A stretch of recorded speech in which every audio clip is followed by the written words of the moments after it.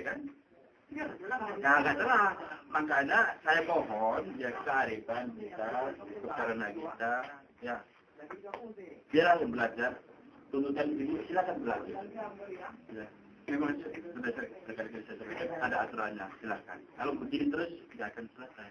Sayang orang sekian ribu itu tidak bisa belajar, jauh-jauh dari sana tidak belajar, ya kan? Kita kan kasihan. Ini kan semuanya kan anak dan cucu bapak semua, ya kan? Anak-anak kita juga yang bakal membangun daerah kita juga inilah yang ada di sini semuanya ini. Ya, kan saya sampaikan silakan, kan masih ada prosedurnya lagi. Ibu tidak ini bawa langsung ke Banda Aceh di sana. Nanti kalau di sana bagian putusan ya saya tidak tahu ya, itu bukan, saya tidak ada wewenang dan ada di situ. Ini kan perdata. Perdata kan di sana. Pengadilan tinggi sudah terima, silakan. Ke pengadilan tinggi Banda Aceh. Bawa semuanya ini yang sudah sampaikan di sana. Ini imbuan dari kami. Sekali lagi yang mohon besaran arifan kita dan biarlah anak-anak kita itu belajar kita menuntut kita silakan ada prosedurnya. Ya, saya menunjuk seperti itu. Ya, silakan.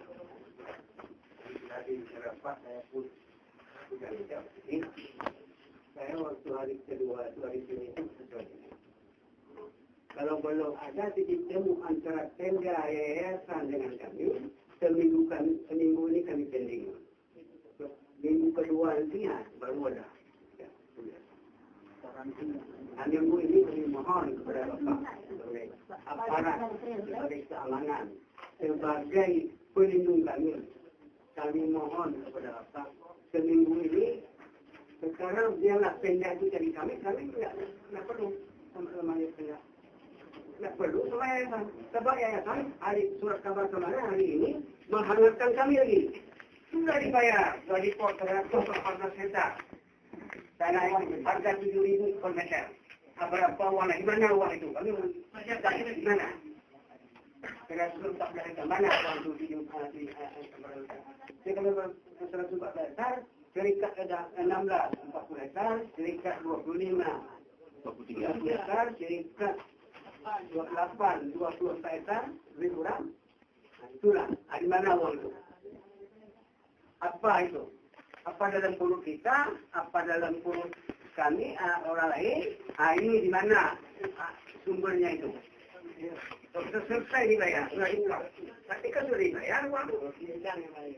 DPR kan? Apa itu? Surat kabar itu